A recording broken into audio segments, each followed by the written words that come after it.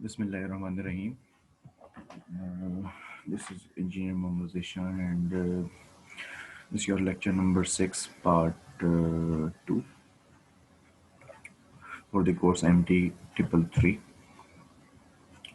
So, in previous lecture, we were discussing how to find the centroid point using integration, and now we will find the moment of inertia using integration. So,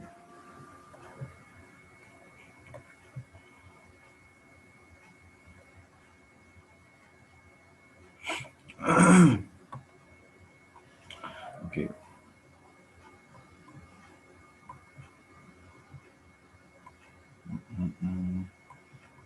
Yes.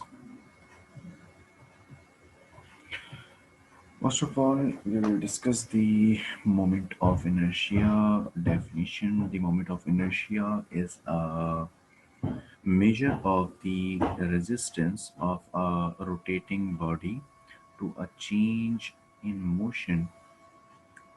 The moment of inertia of a particle of mass m rotating about a particle point is given by md square. Moment of inertia is equals to md square, where d is the radius of rotation, or we can say mr square. R is the radius of rotation. Moment of inertia for areas.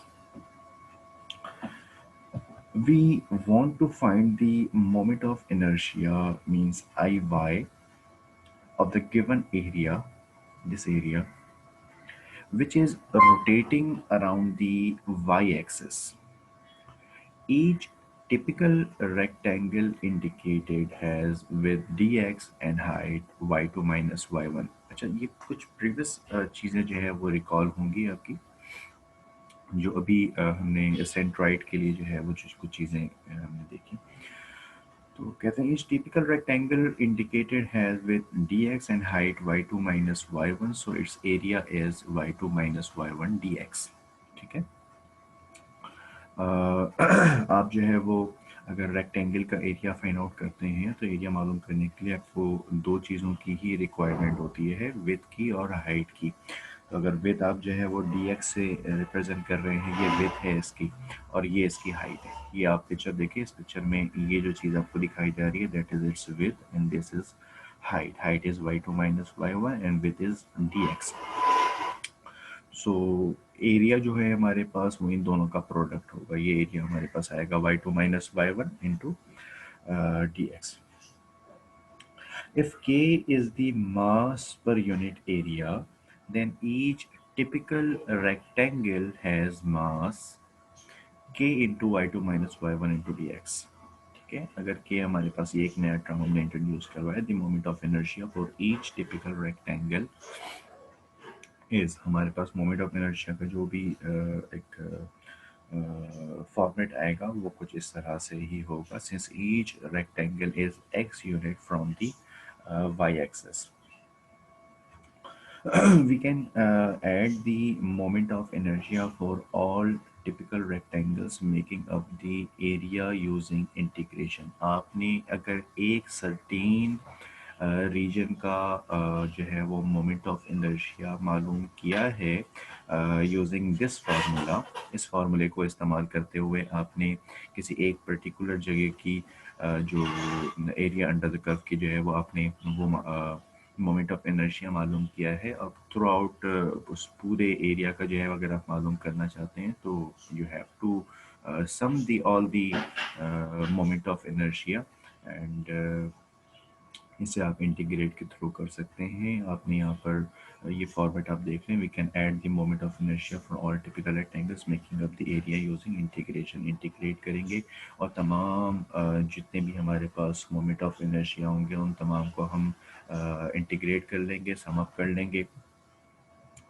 अच्छा, using a similar process that we used for the collection of particles above, the radius of gyration means R Y से आप उसे represent कर लें is given by, अगर आपको ऐसा कहा जाए कि आप ये फाइंड आउट करें radius of gyration using a similar process, तो आप बिल्कुल कर सकते हैं। इसके लिए आपको रिक्वायर्ड है moment of inertia. Moment of inertia अगर आप इस फार्मूले से मालूम कर सकते हैं, then we use this Iy in the formula of radius of gyration. If we divide Iy, any moment of inertia, to mass, and taking square root, then we will get radius of gyration, where m is the mass of the area. Okay, this is an example problem. For the first quadrant, area bounded by the curve y equals to 1 minus x square. The find the moment of inertia with respect to y axis, यानी कि अपने moment of inertia मालूम करना है, mass of the area मालूम करना है, hence find the radius of gyration। ये आपके पास क्वेश्चन है। तो moment of inertia मालूम करने के लिए जो है वो फार्मूला मैंने अभी आपको दिखाया, ये फार्मूला हम इस्तेमाल करेंगे, ये फार्मूला पे इस्तेमाल करेंगे। और here solution starts. As usual, first we sketch the part of the curve in the first quadrant. सबसे पहले तो आप स्केच कर लें, इट्स अ पैराबोला। जो आपको जो भी फंक्शन डिफाइंड होगा, 1 माइनस एक्स स्क्वायर डिफाइंड है, आप 1 माइनस एक्स स्क्वायर को प्लॉट कर लें, पासिंग थ्रू 1, 1 एंड 0, 1। ये हमारे पास पॉइंट आ गया एक, और एक ये पॉइंट भी है, ये वाला पॉइंट। अच्छा, a typical rectangle is shown. एक रेक्टेंगल भी हमें यहाँ से इस फॉर्मेट पर नज़र आ रहा है। In this example y2 equals to 1 minus x square, y1 equals to 0। y1 equals to 0 के बाद यहाँ बता रहे हैं a की वैल्यू 0 है और b की वैल्यू 1 है। अब प्रॉब्लम ये है कि आप ये सारी चीज़ें कैसे फाइंड आउट कर रहे हैं। देखिए, सबसे पहला जो आपका स्टेप था, अगर ये सारी चीज़ें आ गई, उसके बाद आपने सिंपल वैल्यूज़ को पुट करना है और देन सॉल्व हो जाएगा वो। लेकिन ये सारी वैल्यूज़ आपके पास किस तरह से आई हैं, इसको आप ज़रा समझ लें। देखें, ये हमारे पास जो क्वाड्रेंट गिवन था, ये जो पार्ट था, आपने स्केच किया था इन पॉइंट्स को, 1, 1 को और 0, ये सॉरी सॉरी सॉरी ये जो हमारे पास पार्ट था, ये फंक्शन जो था हमारे पास y equals to 1 minus x square.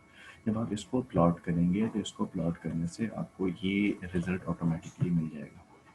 जब ये रिजल्ट आपको मिल गया, और इस वक्त आप वर्टिकल यानी कि with respect to Y axis की बात कर रहे हैं ना, तो with respect to Y axis की बात करेंगे तो हमारे पास जो क्वाड्रेंट बनते थे लिमिट के, वो यही होते थे, right. Area under the curve, area under the region वाली बात। तो ये देखिए, एक ये पॉइंट हो जाएगा हमारे पास 0, और एक ये पॉइंट हो जाएगा हमारे पास 1। तो ये हमारे पास इस तरह से लिमिट की वैल्यू यहाँ से देखते हुए आप निकाल लेंगे, ठीक है। तो ये वैल्यू देखें यहाँ पर प्लेस की हुई है, ए की वैल्यू 0 है और बी की वैल्यू 1 है हमारे पास। अच्छा, अब ये जो कर्व आप देख रहे हैं, ये कर्व हमारे पास y2 है। ये पहला वाला जो हमारे पास लाइन, ये लाइन है, ये नॉर्मल y1 की लाइन है पार्ट की। अब यहाँ पर y1 की वैल्यू क्या होगी, इस जगह पर, इस जगह पर y1 की वैल्यू 0 होगी। ऑफकोर्स एक्स एक्सिस के ऊपर लाई कर रहा है ना ये, तो बिल्कुल, तो एक्स एक्सिस के ऊपर कर रहा है, तो y की वैल्यू 0 होगी। y की वैल्यू 0 है, और इस पॉइंट पर ये जो कर्व आप देख रहे हैं, ये कर्व किसका है, ये कर्व है 1 माइनस एक्स स्क्वायर का। तो y2 की वैल्यू है हमारे पास 1 माइनस एक्स स्क्वायर, और y1 की वैल्यू है हमारे पास 0। तो इस कर्व को देखते हुए ये डाटा जो है वो आपने कंक्लूड किया सबसे पहले। जब आप ये डाटा कंक्लूड कर लेंगे, then we will able to find the moment of inertia. Okay, so finding I Y, यानी कि मोमेंट ऑफ इनर्शिया मालूम कर रहे हैं विद रिस्पेक्ट टू वाई। तो ये हमारे पास के कांस्टेंट था टर्म, ए से बी हमने लिमिट अप्लाई किया, एक्स स्क्वायर और function of x. Function of x क्या है हमारे पास, y2 माइनस y1। अच्छा, y2 की वैल्यू आपने निकाली है 1 माइनस एक्स स्क्वायर, फिर ये माइनस है हमारे पास, y1 की वैल्यू आपने लिखी थी 0, एक्स स्क्वायर ये सेम, ए और बी की वैल्यू आपने फाइंड आउट की हुई है, 0 to 1 है। तो ये सारी वैल्यूज आपने प्लेस आउट की। प्लेस आउट करने के बाद अब आपने सबसे पहले तो ये मल्टीप्लाई हो रहा है हमारे पास, सिंप्लीफाई करेंगे ऐसे। सिंप्लीफाई करने के बाद सिंपल इंटीग्रेट करेंगे।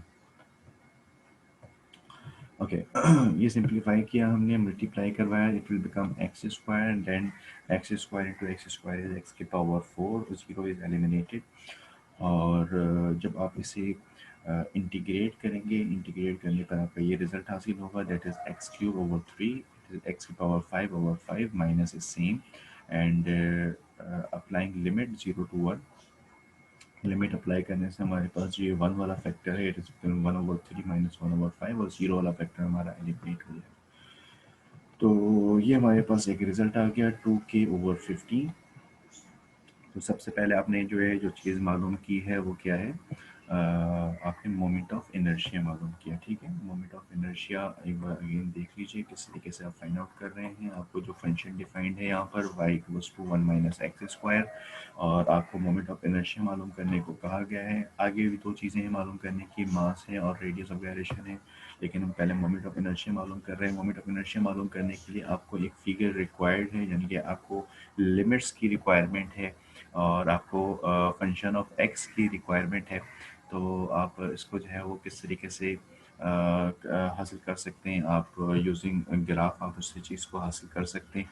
आपको जो है वो पॉइंट्स हासिल हो जाएंगे ज़ीरो टू वन, और यानी कि आपको लिमिट हासिल हो जाएगी ज़ीरो टू वन, और आपको जो है वो y2 और y1 की वैल्यू आपको पता लग जाएगी। y1 की वैल्यू तो ज़ीरो है, लेकिन y2 की वैल्यू हमारे पास जो आपका फंक्शन है वन माइनस एक्स स्क्वायर। तो ये चीज़ जो है वो आपने जब यहाँ पर मोमेंट ऑफ इनर्शिया के फॉर्मूले पे अप्लाई किया, तो we will get result equals to 2k/15। तो ये था आपके पास मोमेंट ऑफ इनर्शिया आ गया। सेकेंड टर्म चीज़ हमें क्या मालूम करनी थी, mass of the area. Mass मालूम करना है, मास को हम m से रिप्रेजेंट करेंगे। ठीक है, तो यहाँ पर मास जो है हमारे पास है, कह रहे हैं m is equals to k A, where A is the area. क्योंकि देखिए के क्या था हमारे पास, k is the ratio, k is the ratio of what, k is the ratio of mass per unit area. तो मास पर यूनिट एरिया था, तो आपने एरिया को डिवाइड से मल्टीप्लाई करवा दिया, के इंटू एरिया कर दिया हमने, सही है।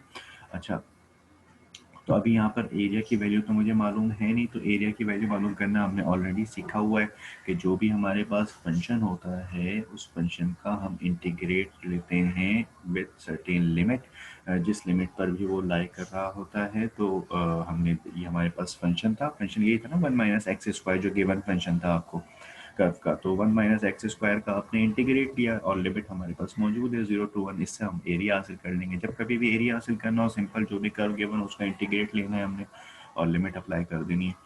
तो ये आपने जो है वो इसका जो है वो इंटीग्रेट करने के बाद, जो लिमिट अप्लाई करने के बाद फाइनल जो आपका जो रिजल्ट आया है, दैट इज़ 2/3। अब देखें ये एरिया आपके पास आ गया। आप यहाँ पर आप एरिया की जगह एरिया की वैल्यू प्लेस कर सकते हैं, और यहाँ से आपको मास की वैल्यू पता लग जाएगी। सो m equals to k A, then m is equals to 2k/3, क्योंकि आपने 2/3 हासिल की थी एरिया की value.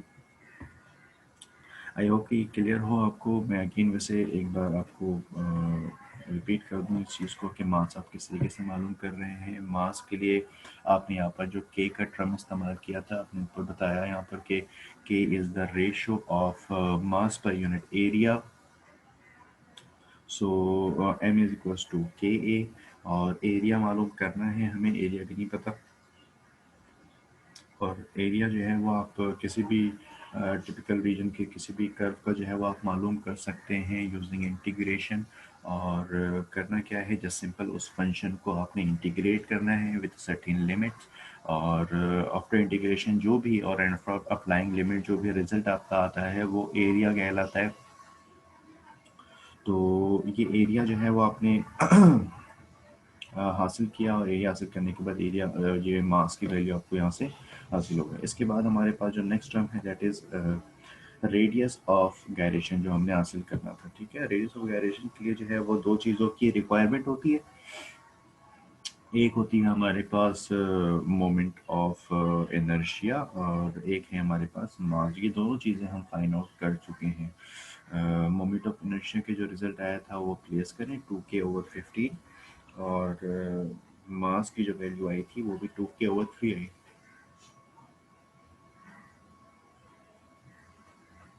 After simplification of this value, we will get a square root of 1 over 5, and after more simplification we will get 0.447.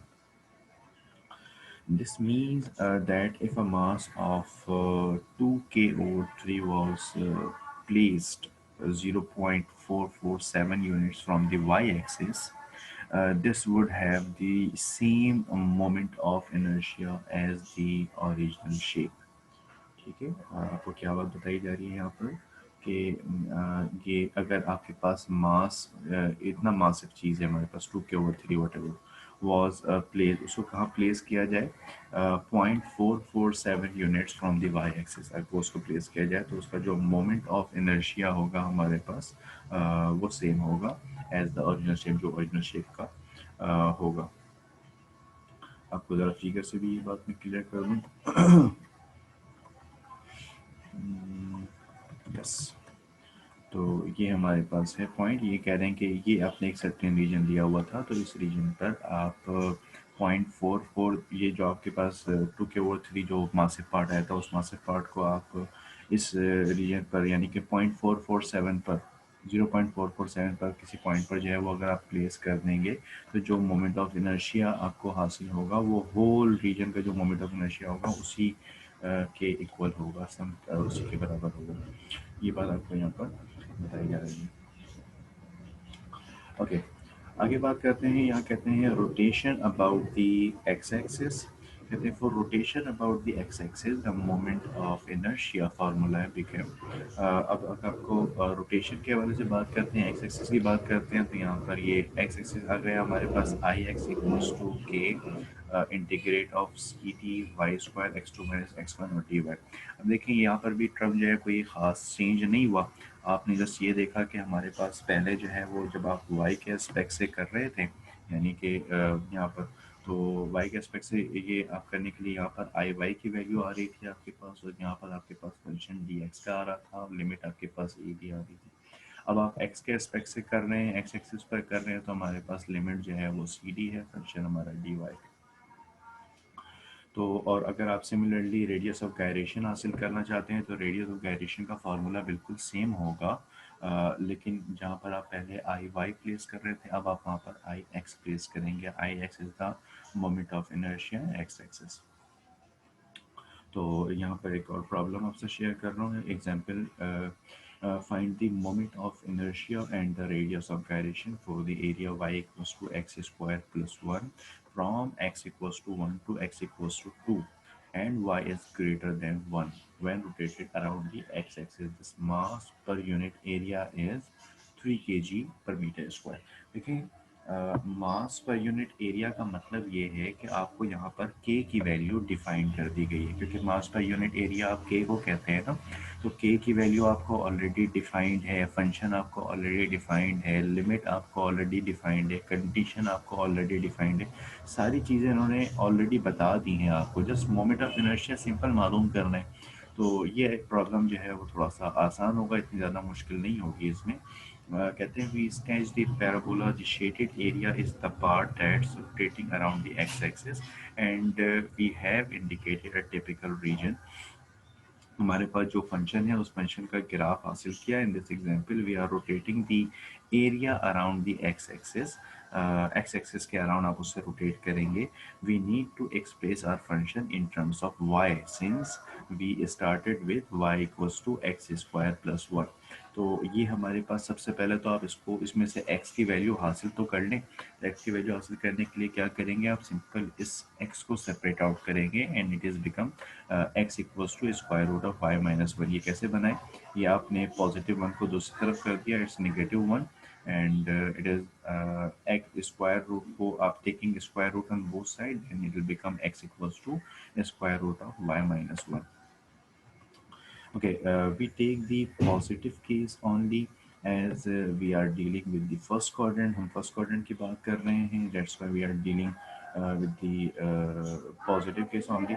So the required values which we can use in the formula are x2 equals to 2 and x1 equals to square root of y minus 1। यानी कि जो आपने x की value हासिल की है that is your x equals to 1 and x2 equals to 2। ये x2 equals to 2 किस तरह आई है आपके पास, ये आपके पास जो रीजन आप देख रहे हैं, ये जो ये रीजन जो आपने सेलेक्ट किया हुआ है, ये 1 से लेकर के 2 तक, ये आपको यहाँ क्वेश्चन में ही बताया गया था, ठीक है।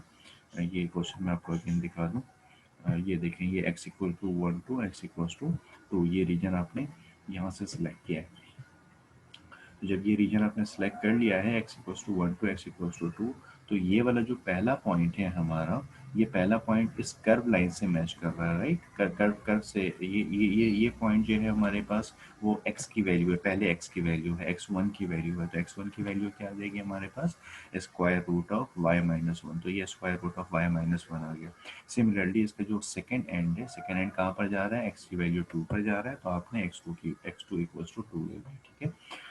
मतलब तो x1 की वैल्यू आ गई है हमारे पास, x2 की वैल्यू भी आ गई है हमारे पास। देन अच्छा, इसके बाद हमने क्या करना है यहाँ पर, कहते हैं लिमिट की बात कर लेते हैं। तो लिमिट क्या है, कहते हैं c equals to 1 and d equals to 5, k equals to 3। How, यहाँ से हम हासिल करेंगे, देखें, c की वैल्यू 1, और ये जो हमारे पास पहला पॉइंट था, ये यहाँ से स्टार्ट कर रहे हैं, c की वैल्यू 1, और ये पार्ट कहाँ तक, ये आपका जो शेडेड रीजन जा रहा है, ये कहाँ तक जा रहा है, ये 5 तक जा रहा है। ये देखें, ये रीजन देख रहे हैं, ये शेडेड वाला रीजन, ये शेडेड रीजन हमारे पास कहाँ से कहाँ तक है, ये 1 से स्टार्ट हो रहा है, और ये मूव होते होते होते होते ये कहाँ तक मूव हो रहा है, 5 तक मूव हो रहा है। ये देख रहे हैं 5 तक।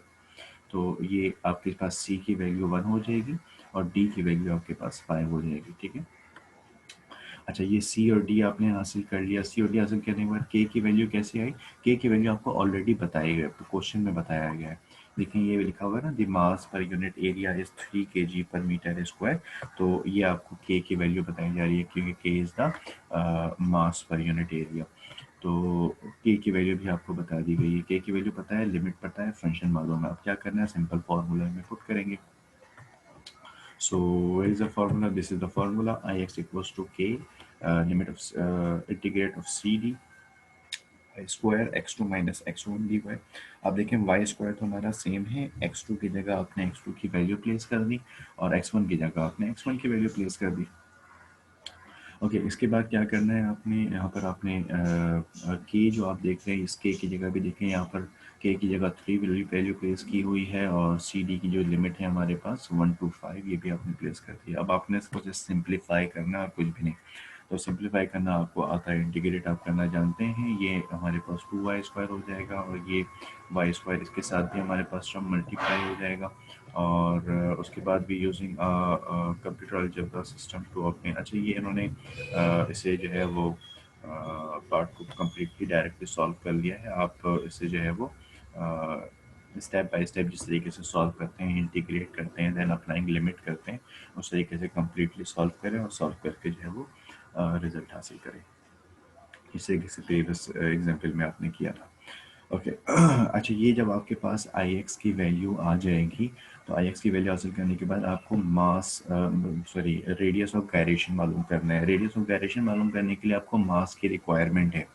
तो आप मास मालूम करेंगे, पहले कह रहे हैं now to find the mass of the area. Mass मालूम करने के लिए अगेन वही same formula, m equals to k A.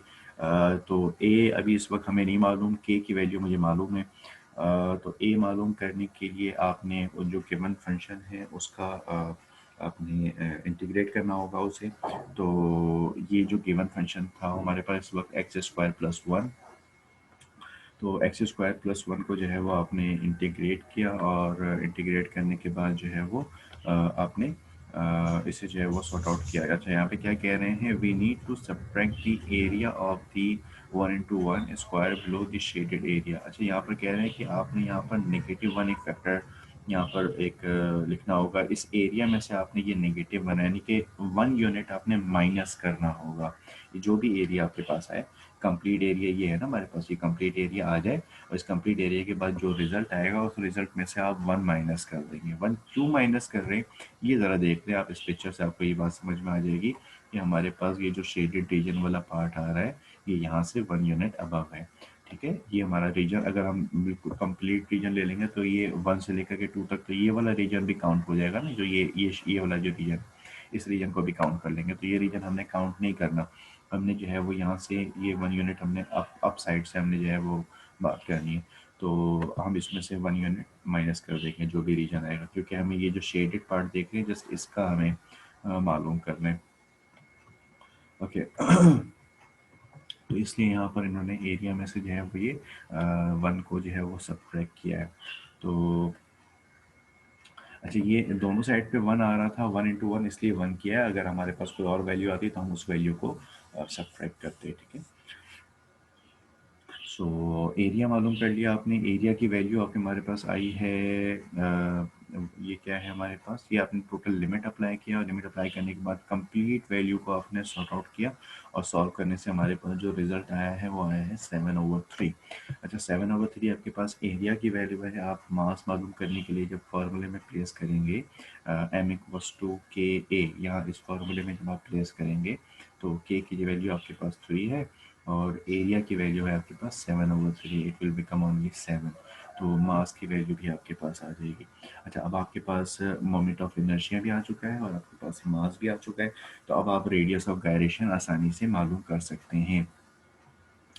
Okay, radius of gyration मालूम करने का फार्मूला क्या था हमारे पास, सिंपल स्क्वायर रूट के अंदर डिवाइड करवाना है आपने, Ix/m करना है। Ix की वैल्यू 45.5 है, मास की वैल्यू 7 है, so it is approximate equals to 2.6, and this means that if a single mass of 7 kg was placed 2.6 meter from the x-axis, this would have the same moment of inertia as the original shape when rotating around the x-axis। बिल्कुल same बात यहाँ पर जिस तरह से y-axis में हमने बात की थी।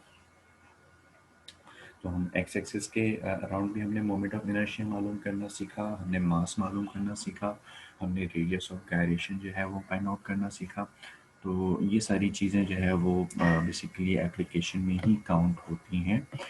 इंटीग्रेशन के एरिया हमने यहाँ से देख लिया, अगेन एरिया वैसे हम पहले भी देख चुके हैं, और आने वाले लेक्चर्स के अंदर जो है वो हम ट्रिपल इंटीग्रल के कुछ चीज़ें हैं वो भी डिस्कस करेंगे।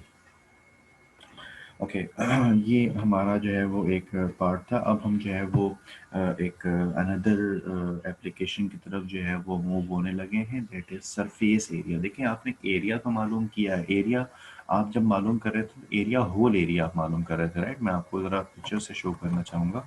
ये फिगर आप देखें, इस फिगर में अगर आपको एरिया मालूम करना है शेड रीजन का, ये कंप्लीट जो भी एरिया है ये आप कंप्लीट एरिया मालूम करते थे।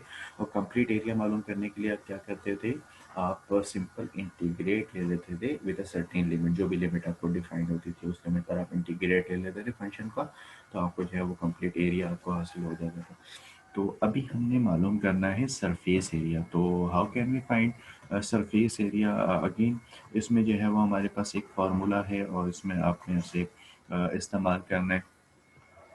तो ये फार्मूला जो है देख लें, अगर रोटेशन अबाउट एक्स एक्सिस है हमारे पास या रोटेशन अबाउट वाई एक्सिस है, किस फॉर्मेट पर किस तरह से जो है उस चीज़ को कर रहे हैं solve. So it is integrate of 2πy/ds and 2πx/ds। सही है। तो ये जब आप वाई एक्सिस की बात कर रहे हैं तो यहाँ पर हमारा फंक्शन एक्स का आ रहा है, और अगर आप एक्स एक्सिस की बात कर रहे हैं तो फंक्शन हमारा यहाँ पर वाई का है, ठीक है। तो ये आप सरफेस एरिया मालूम कर रहे हैं। सरफेस एरिया को इन्होंने एस से रिप्रेजेंट किया जाए। ओके, यहाँ पर डी एस की जो वैल्यू है ये क्या चीज़ है, तो ये डी एस जो है इसे सॉल्व करने के लिए हमारे पास यहाँ एक टर्म लिखा हुआ है, कहते हैं square root of 1 plus dy/dx whole square into d x. ठीक है। अच्छा, ये डी एक्स के साथ कब है, कहते हैं if y equals to function of x, अगर हमारा फंक्शन ऑफ एक्स जो है वो वाई के बराबर है, और अगर हमारा जो है वो जो है वो ये एक्स के एक्सपेक्ट से होगा मामला, तो फिर आप जो है उसमें डी वाई वाला टर्म इस्तेमाल करेंगे। यानी कि इन दोनों टर्म की बात कर रहे हैं यहाँ पर, कि यहाँ पर जो है वो आप कौन से टर्म इस्तेमाल करेंगे, और यहाँ पर इन दोनों में, इन दोनों फार्मूलाज को आपने इन दोनों फार्मूलाज के अंदर इस्तेमाल करना है। तो एक प्रॉब्लम करते हैं, इससे मज़ीद बातें जो है वो क्लियर हो जाएंगी। ओके, कहते हैं there are a couple of things to note about these formulas. First, notice that the variable in the integral itself is always the opposite variable from the one we are rotating about. ऐसे ही है ना कि हम अगर Y axis की बात कर रहे हैं तो हम एक्स वेरिएबल ले रहे हैं, और अगर एक्स एक्सिस की बात कर रहे हैं तो हम वाई वेरिएबल ले रहे हैं। ठीक है। अच्छा, second, we are allowed to use either ds in either formula. हम यहाँ पर हमें अलाउ है ना डीएस की वैल्यू, डीएस हमने कहा हुआ है, तो डीएस में भी हमारे पास दो टर्म है हमारे पास, ठीक है, वो एक्स के एस्पेक्ट से भी है और वाई के एस्पेक्ट से भी। This means that there are in some way four formulas है, यहाँ पे चार हमारे पास टोटल फार्मूलाज हैं। We will choose the ds based upon which is the most convenient for the given function and problem. ये हमने खुद से देख करके डिसाइड करना होगा। So determine the surface area, एक प्रॉब्लम है यहाँ पर, इस प्रॉब्लम को देखते हैं। Determine the surface area of the solid obtained by rotating y is equals to square root of 9 minus x square where condition is x is greater than equals to -2 and lesser than equals to 2 about the x axis। ठीक है, about the x axis की बात की है, ठीक है, x axis की बात की है तो ये ऑफकोर्स ये वाई के टर्म में होगा। देखिए एक्स एक्सिस की बात करेंगे तो वाई के टर्म में होगा, तो ये वाला फार्मूला आपने इस्तेमाल करना है, ठीक है। तो ये फार्मूला इन्होंने यहाँ पर प्लेस कर दिया। Okay, since we are rotating about the x-axis and we will use the first ds in the case because our function is in the correct form for the ds and we won't gain anything by solving it for x, let's first get the derivative and root taken care of। तो आप जो है वो इसकी derivative value जो है वो हासिल कर लें। ये dy बाई डी एक्स है हमारे पास सॉरी, ये जो हमारे पास टर्म है स्क्वायर रूट का, यानी कि जो फंक्शन है बेसिकली हमारा, इस फंक्शन को आप डेरिवेट कर लें सबसे पहले, क्योंकि आपने ds मालूम करने के लिए dy बाई डी एक्स की वैल्यू की रिक्वायरमेंट है ना। तो आप क्या करें, इस फंक्शन को डेरिवेट करें। इस फंक्शन को डेरिवेट करने के लिए ये जो स्क्वायर रूट था इसे आपने सबसे पहले पावर बना दिया। आप डेरिवेट करना आप सबको जानते हैं, इसे डेरिवेट कर चुके हैं आप लोग पहले भी। तो सिंपल आपने इसे डेरिवेट किया है, ये डेरिवेट का हमारे पास रिजल्ट आ गया फर्स्ट, यानी कि d y by d x का आपने रिजल्ट हासिल किया।